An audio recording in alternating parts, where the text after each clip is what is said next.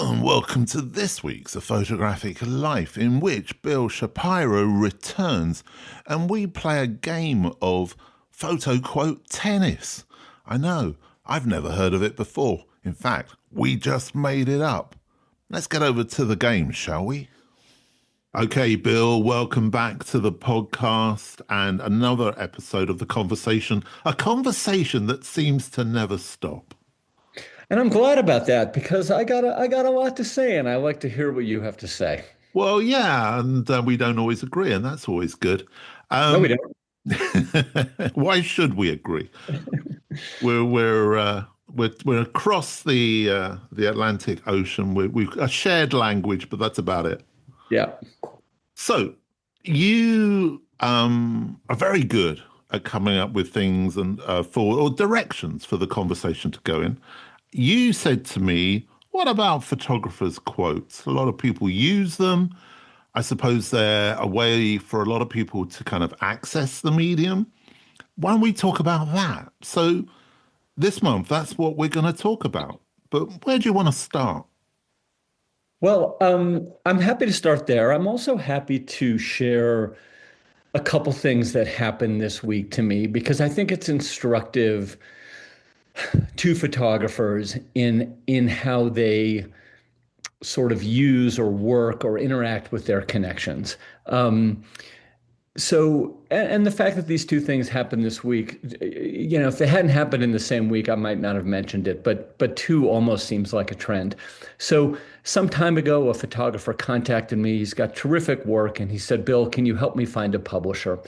And so I did. I spent some time. I put my reputation behind this guy, and he had asked me to write the introduction to his book. Um, Time passes. I get in touch with him, and I say, "Hey, what's going on with the book?"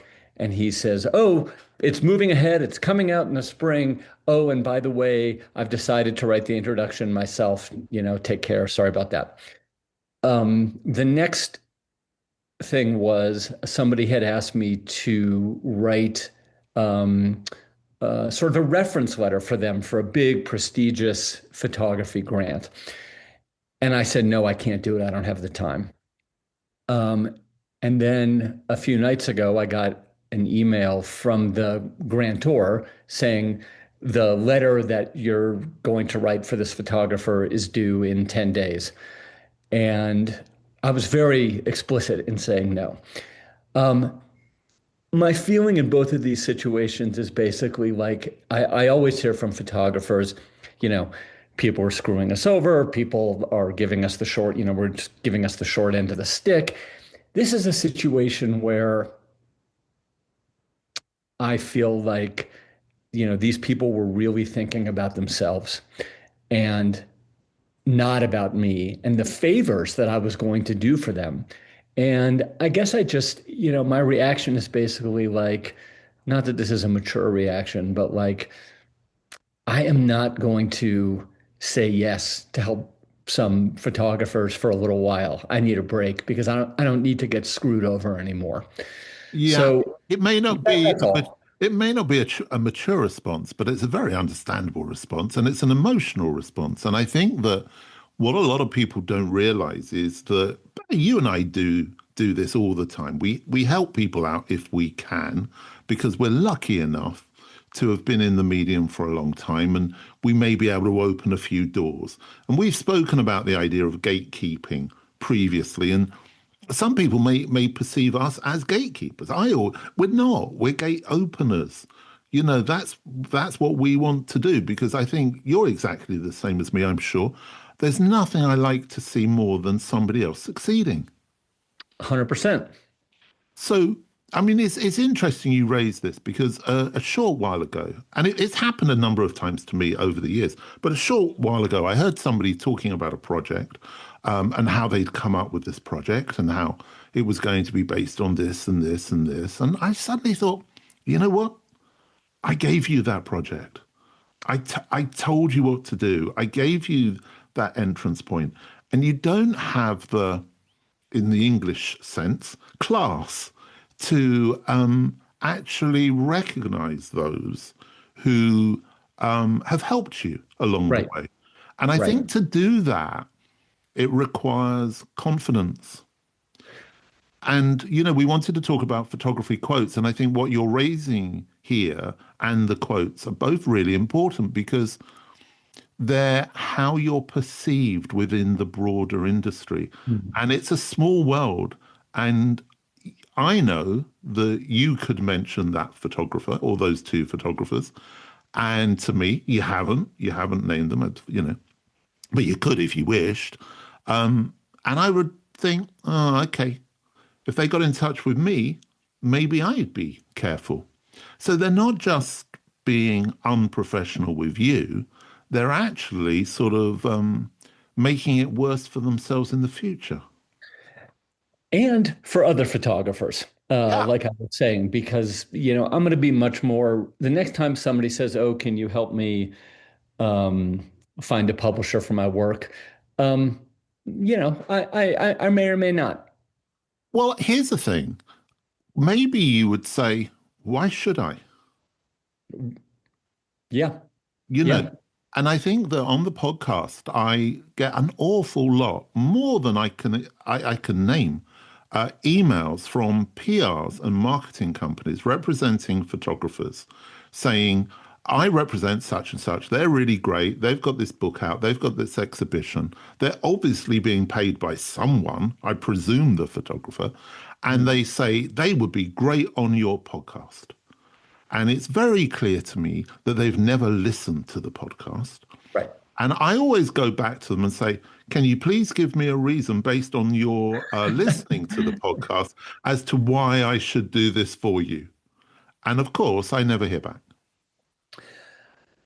I think for me the lesson is, and then perhaps we can move to the quotes, is for photographers to keep in mind that it's more than your pictures, that how you succeed and move through this world, it's more than what's inside your frame.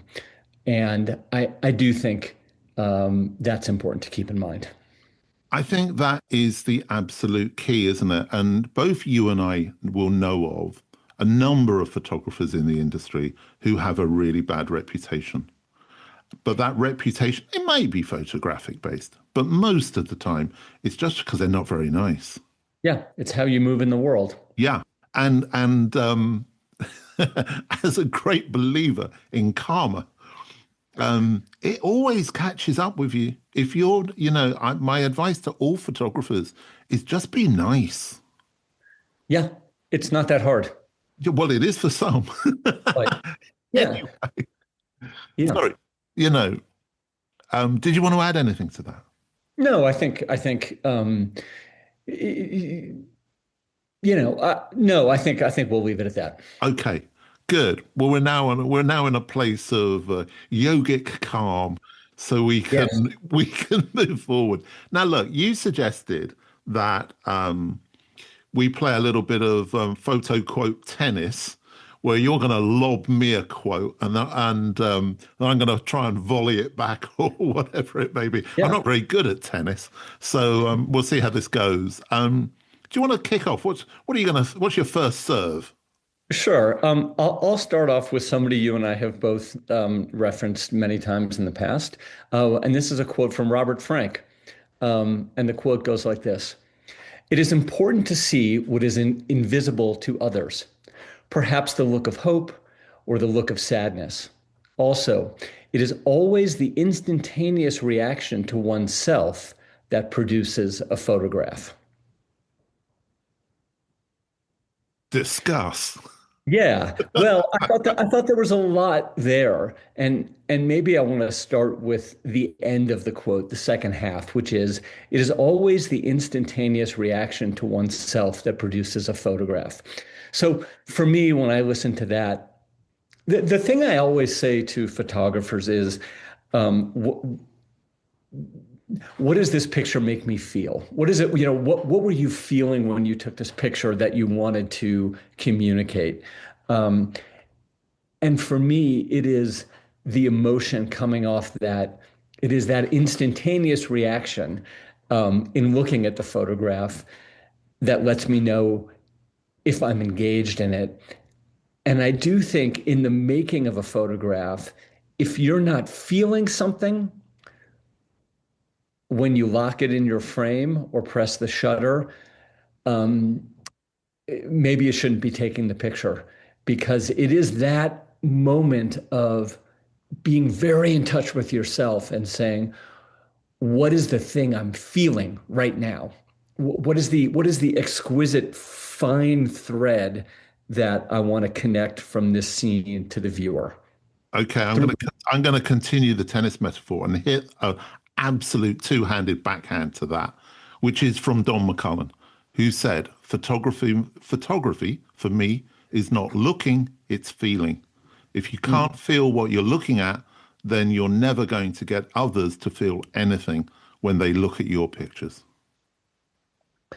yeah, and I think that's so on the money. The first part of this Robert Frank quote is, it is important to see what is invisible to others, perhaps the look of hope or the look of sadness.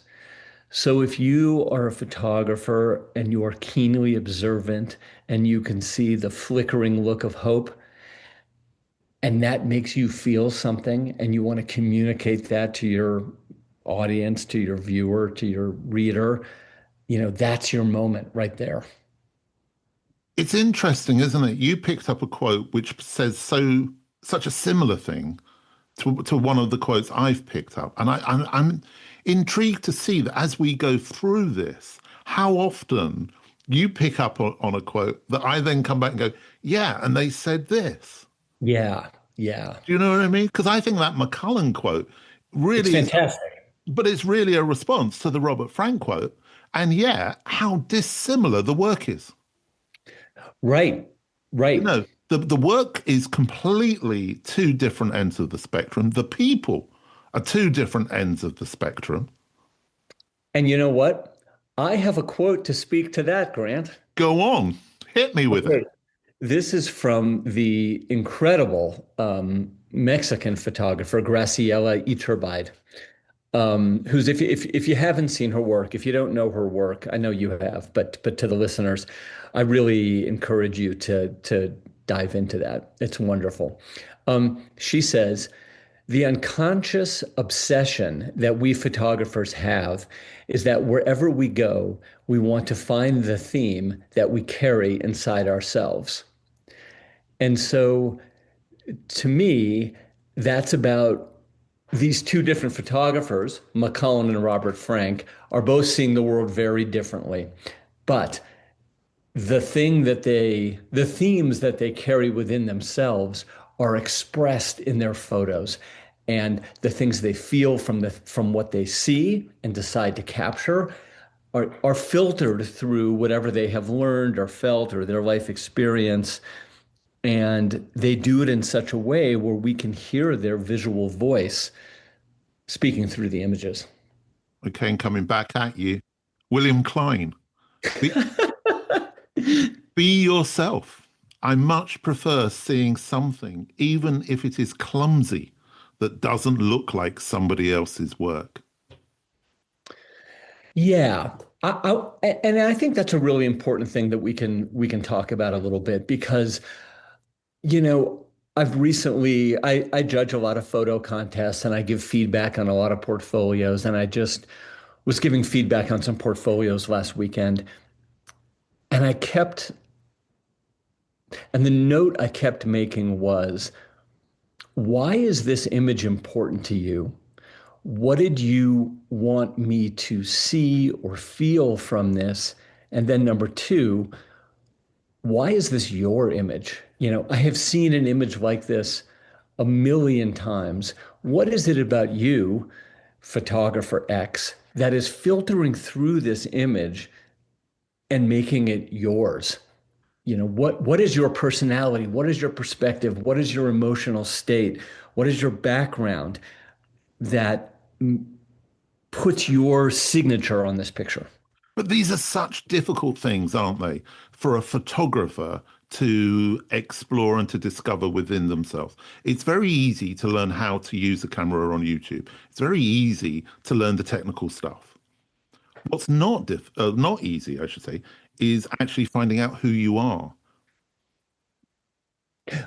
Let's talk about that because I think that is how does a emerging photographer, a growing photographer, figure out who they are and what their signature is?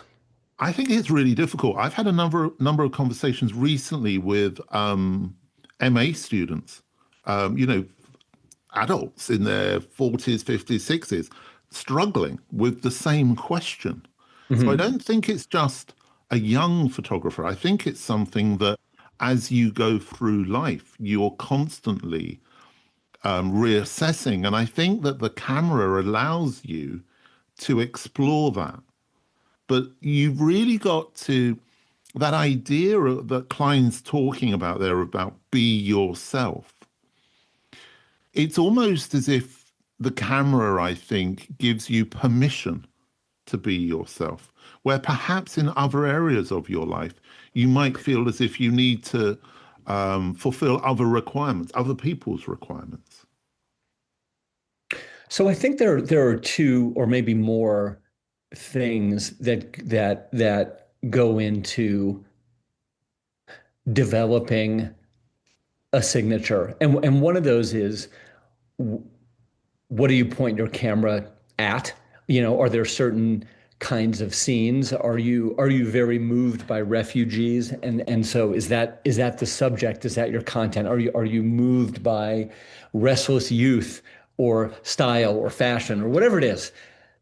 So that's one thing, the content. And then the other thing, which I think is more difficult, what is your perspective? You know, what is your style? How do you see the world and want to communicate that? You know, and there are some photographers, Robert Frank is one.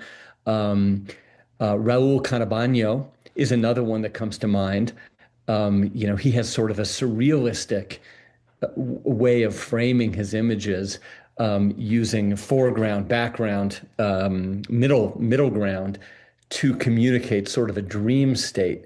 And I think these two things, you know, you can start with the content and then move to the style or the perspective afterwards. But I think both these things are important to a visual signature. They are, but I think the most difficult one is the subject. And I've started in a slightly kind of glib way of saying subject matter has to matter, but it has to matter to you. Can I hit you with a quote? Please do. Gordon Parks, the great Gordon Parks. If you don't have anything to say, your photographs are not going to say much. Well, that's pretty succinct, isn't it? It is, and kind of right on the money. And so maybe one of the questions photographers can ask themselves if they're struggling with this is, what do I want to say? Yeah. Or what do I have to say? What must I say to get to exorcise something within me? Well, let me come back at you with Arnold Newman. Please do. A lot of photographers think that if they buy a better camera, they'll be able to take better photographs. A better Mm. camera won't do a thing for you if you don't have anything in your head or in your heart. Yeah, well, that is for sure. I mean, you might be able to take pictures faster or clearer, but if that thing is not in your heart, it's not going to take you very far. But I think you And need to explore your head and heart, yeah, actually understand who you are, but also to find the subject matter, because that's the thing I think most photographers struggle with. That idea of subject matter, you know, I was talking on the podcast the other week. If you're an artist and you want to sit in your studio and you want to paint and doodle, you can do whatever you want. It's fine. If you're a musician and you want to sit in your room and play your guitar or sing or whatever, you can do whatever you like. It's fine. If you're a photographer, you've got to have something to photograph. You've got mm, to physically go out or make something happen or observe something. And you've got to make sure that that thing, as I said, it matters. It's got to have a reason for you. Otherwise, what we're doing is we're just creating pretty pictures, which is okay, Yep. but oh, after a while, it's a bit like eating candy floss. It's not very filling. It just makes you feel sick. So, when you're working with your students and the student says to you, I don't know what I want to photograph, what do you say to them? Do you know, I am so boring, and any of my students listening to this will go, "Oh God, he's saying it again," because I'm so consistently boring. I always say the same thing, and I go through the same process with every, doesn't matter what age the photographer is. What do you enjoy doing away from photography?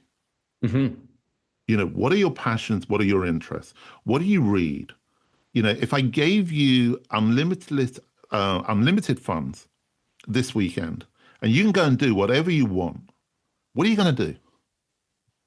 Because our subject matter shouldn't really have anything to do with photography. If, Right. if we only look within photography, we're going to just be replicating photography. Yep.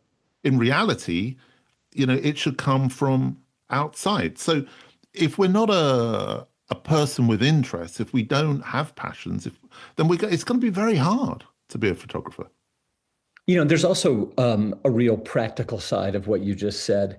Let's say you love jazz, or let's say you love sailing, I don't know, or surfing. You will be able to relate to your subjects and see the subtleties so much more than somebody just walking in cold, because you love that thing and relate that thing, and relate to that thing, and you can speak the language to the people that you're photographing, and you won't feel so other. So there's something there too. No, absolutely. A photographer has got to be a specialist in their subject, not photography. Right. Otherwise, it would be like saying to a novelist, how expert are you on laptops? It would be crazy, But, I think using other art forms is a really great way to show how nuts photography is sometimes. Yeah, that's a great point.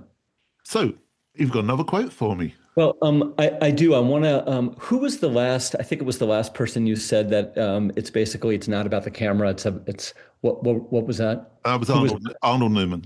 All right. Well, from Arnold Newman to Eve Arnold, Uh, who echoes that by saying the instrument is not the camera but the photographer. So just what we were saying.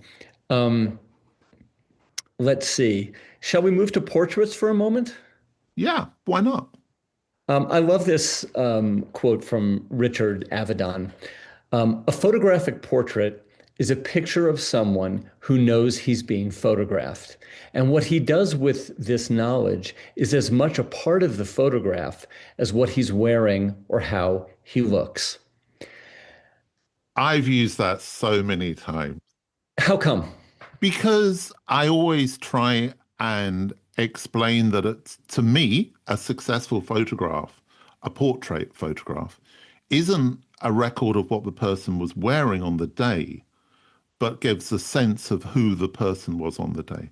And therefore, as a photographer, you should, as a portrait photographer, there should be a communication, a conversation that's taking place between the photographer and the person being photographed. It's a collaboration. And that as a portrait photographer, you should try and your job is to try and bring something out of that person and reveal it. Now, that doesn't always happen, but it can happen. And I think in the most successful photographs and the most successful portrait photographers, they're really good at that.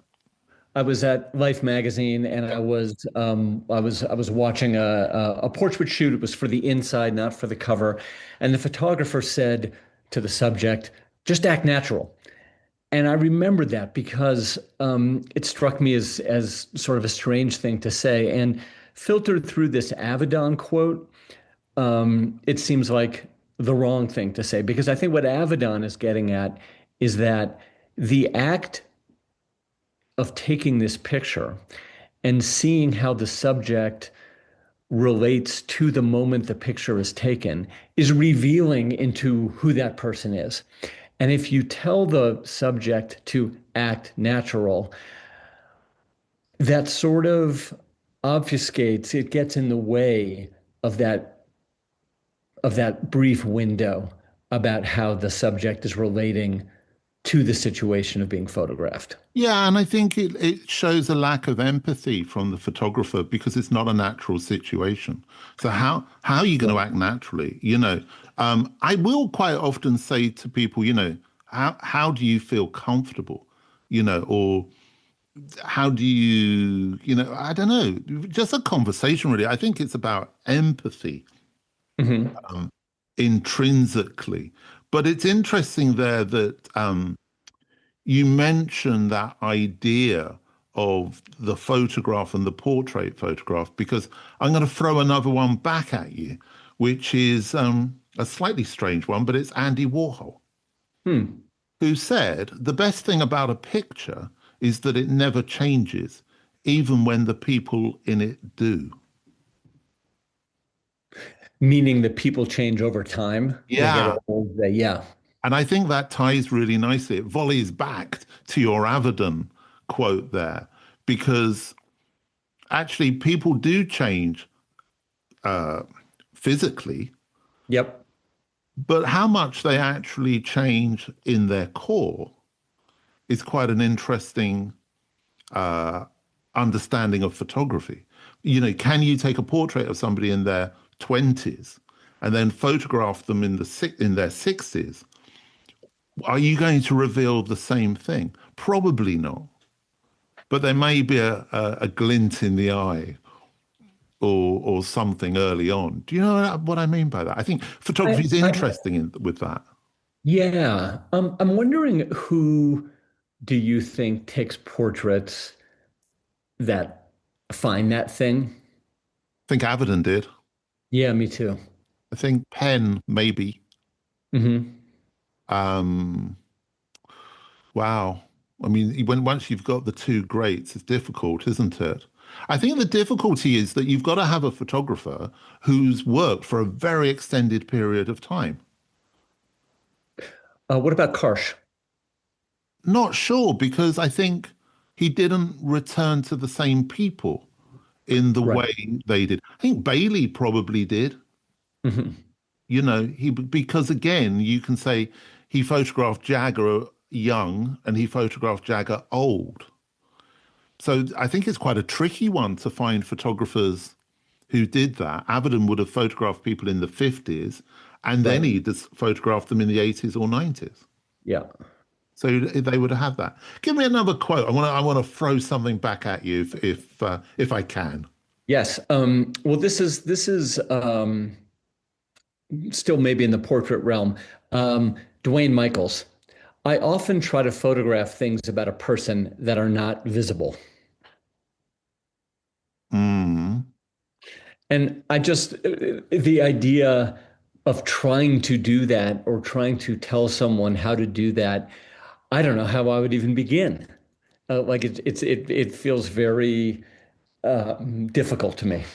But it's interesting you talk about Michaels because I instantly, of course, think of double exposures and I think about multiple frames. Hmm. So perhaps that comes out of that kind of 1970s approach to film photography, analog photography, which had a certain kind of a cinematic Hmm. kind of quality to it. What do you think? Yeah, maybe. I love the idea of catching something that isn't visible to most people. I Maybe that's what Francesca Woodman was doing as well at the same time. hmm. Yeah, yeah, because there's definitely a spirit to her pictures which you don't necessarily, which another photographer probably wouldn't find. Yeah, and I kind of guess that I get that from Dwayne Michaels as well. Yeah.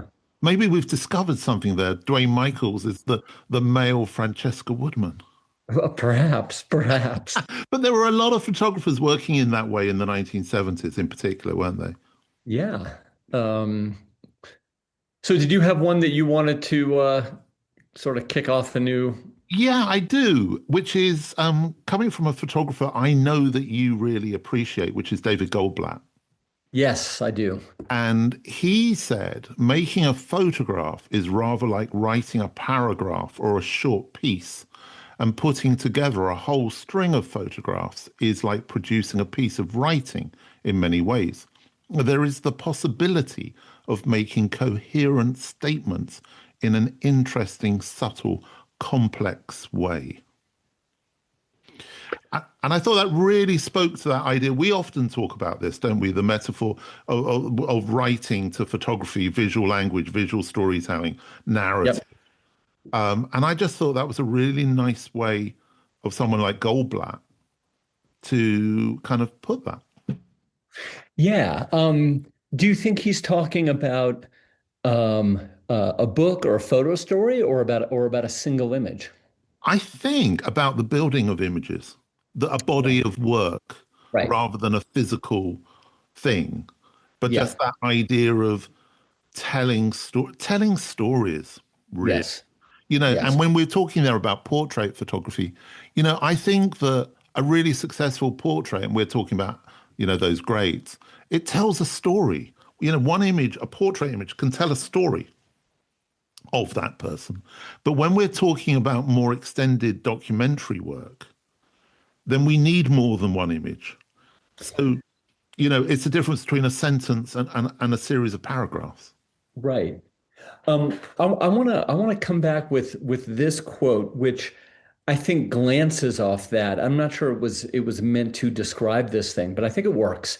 And it's Berenice Abbott, whose work yeah, is obviously fantastic. Um, a photograph, she said, is or should be a significant document, a penetrating statement, which is best described in a very careful term, selectivity. And I think that idea of selectivity, which frames you don't use to tell the story, if we're building a narrative, is really key. I agree, and I'm going to come straight back at you with Lindsay Addario. Okay. People are aware of the power of a camera, and this instinctively makes most subjects uncomfortable and stiff.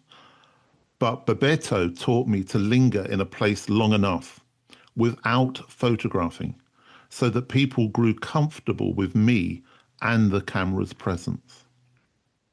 Yeah, I mean, I hear that all the time from so many photographers, and we've spoken with many of them on this in this conversation.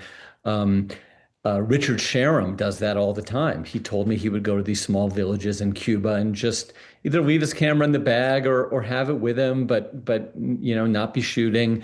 Greg Gulbranson, when he was shooting the gangs in the Bronx, same thing. Just let people get comfortable with you, the person, not you, the person holding the equipment.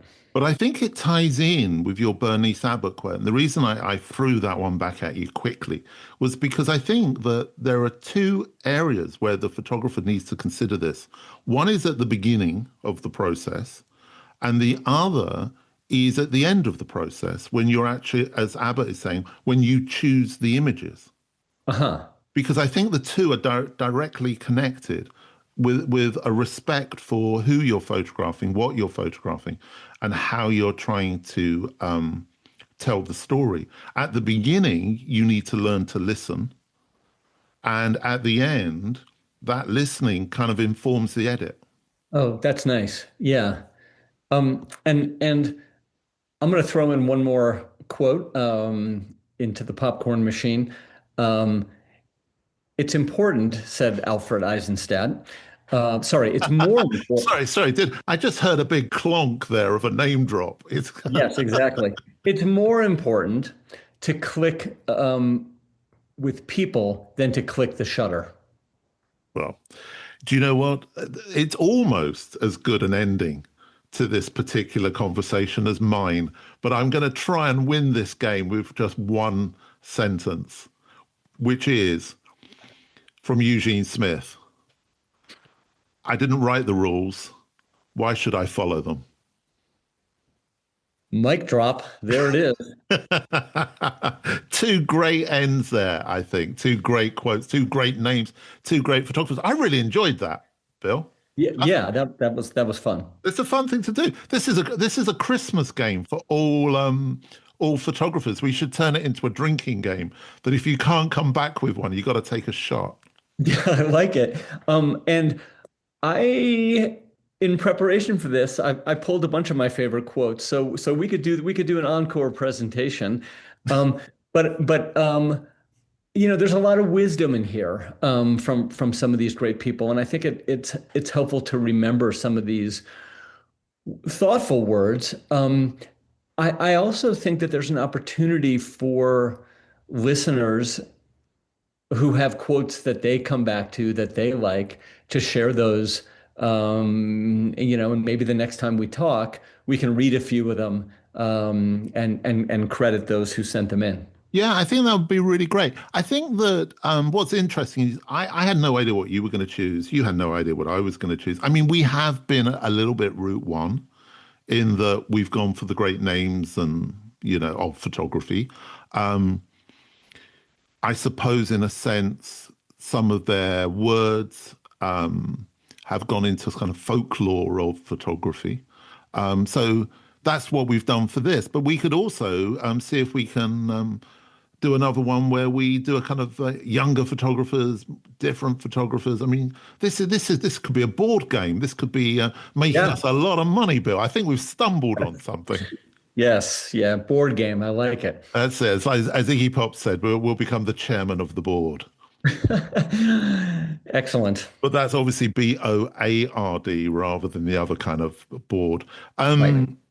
Listen, Bill, it's a pleasure as always. I think it was really valuable. I hope listeners agree. That little kind of sharing of experience that you gave us at the beginning of this particular episode.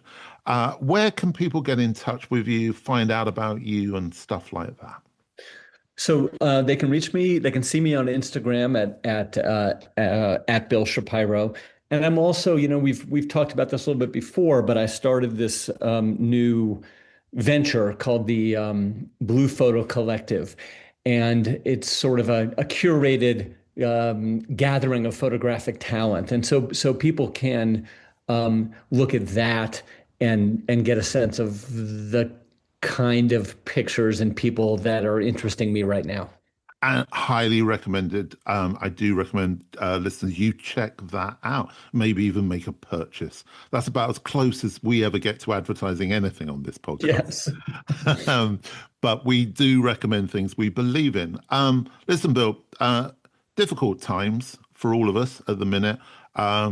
Take care over the coming weeks, and I look forward to. I understand you're off to Paris Photo. I am, and possibly for the next time we talk, I'll give you a couple highlights from things that we saw. That would be brilliant. Bill goes to Paris. That's going to be the next episode. All right, Bill. Take care. Catch up soon. Thank you. Okay, bye. Well, it's a thank you to Bill and a thank you to you also for listening. Do please keep getting in touch with us. Bill and I really enjoy kind of responding, I suppose, to your emails and your messages. Nothing much else to add to that, I don't think. But maybe let us know as to whether or not we should launch our new board game operation. Anyway, whatever we do over the coming weeks, I hope that I know that we will take care.